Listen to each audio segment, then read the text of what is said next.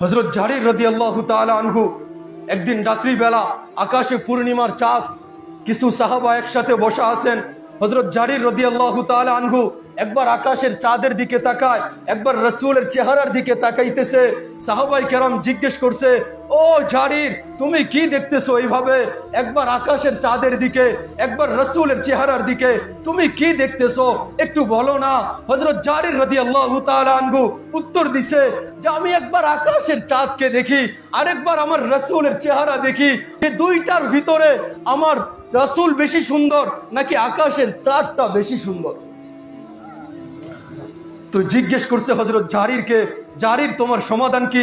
আকাশের চাঁদ বেশি সুন্দর নাকি আমাদের রাসূল বেশি সুন্দর? তো হযরত জারির উত্তর দিছে, হযরত জারির রাদিয়াল্লাহু তাআলা আনহু উত্তর দিছে, ওয়াফি কমারিস সামাই নুকতাতুন, আকাশের চাঁদের ভিতরে তো একটা ফাটল আছে, আর আমাদের সামনে যেই রাসূল বসা, আমাদের সামনে যেই নবী বসা, আমি যেই রাসূলকে মহব্বত করি, ওই রাসূলের চেহারার ভিতরে কোনো ফাটল আর কোনো দাগ নাই।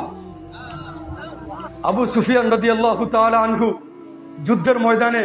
যুদ্ধের ময়দানে একটা তীর আইসা চোখের মধ্যে লাগছে, চোখটা বাহির হয়ে গেছে, চোখ হাতের মধ্যে নিছে, নিয়া দৌড়ায় গেছে রাসূলের কাছে, বলছে ইয়া রাসূলুল্লাহ, চোখের মধ্যে আইসা তীর লাগছে, চোখের মধ্যে আইসা তীর লাগছে, চোখটা উঠা গেছে, রক্ত ঝরতেছে, ইয়া রাসূলুল্লাহ, একটু চোখটার ভিতরে আপনার হাতটা লাগাইয়া দেন না। রাসূলুল্লাহ সাল্লাল্লাহু আলাইহি ওয়াসাল্লাম আবু সুফিয়ানকে ডাকছে, আবু সুফিয়ান কাছে আসছে, আবু সুফিয়ানকে বলছে, ও আবু সুফিয়ান, কই দেখি তোমার চোখটা, চোখটা আমার হাতে দাও।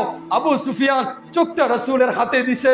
রাসূল চোখটা নেওয়ার পরে যেই কুঠুরির থেকে চোখটা বাহির হয়ে আসছে, ওই কুঠুরির মধ্যে চোখটাকে লাগায়া দিয়া মুখ থেকে একটু লালা নিছে, লালা নিয়া ওই চোখের মধ্যে লাগায়া দিছে। এরপরে আবু সুফিয়ানকে জিজ্ঞেস করছে, ও আবু সুফিয়ান, মৃত্যু পর্যন্ত তুমি কি তোমার ওই চোখের মধ্যে আর কোনো রোগ ব্যাধি অনুভব করছিলা? তো আবু সুফিয়ান উত্তরে বলছে যে তোমরা সাক্ষী থাকো, আল্লাহকে সাক্ষী রাইখা আমি বলতেছি, আল্লাহকে সাক্ষী রাইখা আমি বলতেছি, মৃত্যু পর্যন্ত রাসূল যেই চোখের মধ্যে হাত লাগাইছে, রাসূল যেই চোখের মধ্যে লালা লাগাইয়া দিছিলেন, ওই চোখের মধ্যে মৃত্যু পর্যন্ত আমি আর কোনো ব্যথা আর রোগ অনুভব করি নাই। মজা লাগে রাসূলের শান শুনতে, ভালো লাগে রাসূলের শান শুনতে। হ্যাঁ, আরে যুবকরা কথা বলেন না কেন? শুনবেন আরো, শুনবেন আরো। রাসূলুল্লাহ সাল্লাল্লাহু আলাইহি ওয়াসাল্লাম যখন দুনিয়াতে আসছে, আগমন করছে, আবু তালেব কে ছিল? আবু তালেব রাসূলের চাচা। কেমন চাচা? একেবারে রক্তের আপন চাচা ছিল আবু তালেব। ওই আবু তালেব রাসূলুল্লাহ সাল্লাল্লাহু আলাইহি ওয়াসাল্লামকে বলতেছে যে ভাতিজা, তুমি যে বড় হইয়া বিশাল কিছু হবা, বিশাল, এটা আমি তোমার জন্ম লগ্নেই জাইনা নিছি। তো জিজ্ঞেস করছে, চাচা কি কইরা জানছেন? চাচা ভাতিজার কথোপকথন চলতেছে, বলছে চাচা একটু শুনান না, জন্ম লগ্নে আপনি কি দেখছেন আর কি শুনছেন? তো আবু তালেব বলছে যে কিছু তো আমি তোমার আম্মার কাছ থেকে শুনছি, আর কিছু আমি আমার স্বচক্ষে দেখছি।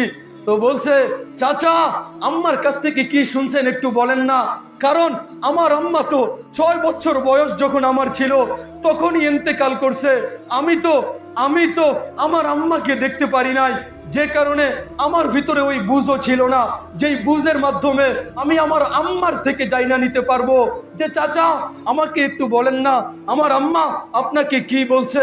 তো চাচা বলতেছে, চাচা আবু তালেব রাসূলকে বলতেছে যে ভাতিজা, তোমার আম্মা বলতেছিল তুমি যখন আমার গর্ভে ছিলা, তো প্রত্যেকটা নারী গর্ভের সময়ে যেই অসহনীয়, যেই অবর্ণনীয়, অব্যক্ত করা যেই কষ্ট আর বেদনা সহ্য করে, তো আমেনা আল্লাহর রাসূলের আম্মা জান বলতেছে, মুহাম্মদ আমার রাসূল সাল্লাল্লাহু আলাইহি ওয়াসাল্লাম যখন আমার পেটে আমার গর্ভে ছিল, তো গর্ভকালীন যেই কষ্ট, গর্ভকালীন যেই বেদনা, গর্ভকালীন যেই ব্যথা, আমি এর কোনো কিছু অনুভব করি না। এরপরে সুবে সাদিকের সময় 12 রবিউল আউয়াল তোমার জন্ম, তোমার জন্মের আগ মুহূর্ত পর্যন্ত প্রসব বেদনার জন্য নারীরা যেই অবর্ণনীয়, অকল্পনীয়, অসহনীয় কষ্ট সহ্য করে, এর বিন্দু পরিমাণ কষ্ট আমার অনুভব হয় না। বলছে তারপরে তারপরে বলছে তোমার আম্মা বলতেছিল প্রত্যেকটা বাচ্চা যখন দুনিয়াতে আসে তো শরীরের মধ্যে দুর্গন্ধ ময়লা থাকে। আমরা জানবো না, এটা মা বোনরা ভালো বলতে পারবে, কারণ ওই সময় তো কোনো পুরুষ সাথে থাকে না, মা বোনরাই সাথে থাকে। ও ভাতিজা, তোমার আম্মা বলতেছিল তুমি যখন দুনিয়ায় আসতেছিলা তো তোমাকে কে যেন মায়ের পেট থেকেই পুরা ক্লিন কইরা দুনিয়াতে পাঠাইছে, তোমার শরীরের ভিতরে বিন্দু পরিমাণও কোনো ময়লা ছিল না। বলছে তারপরে বলছে তোমার আম্মা বলতেছিল প্রত্যেকটা বাচ্চা যখন জমিনে আসে তো তার নাভিটা দুনিয়াতে কাটা হয় মাকতুআতুস সুররা। আর ভাতিজা, তুমি যখন দুনিয়াতে আসতেছিলা তো কে যেন নাভিটা তোমার মায়ের পেট থেকেই কাইটা তোমাকে দুনিয়াতে পাঠাইছে। বলছে তারপরে প্রত্যেকটা পুরুষ ছেলে যখন জমিনে আসে মাখতুনা তার মুসলমানি জমিনে করা হয়। ভাতিজা, তুমি যখন জমিনে আসতেছিলা, তুমি যখন দুনিয়ায় আসতেছিলা তো তোমার দুনিয়াতে আসতে দেরি কে যেন ভিতর থেকেই তোমাকে মুসলমানি কইরা তারপরে দুনিয়াতে পাঠাইছে।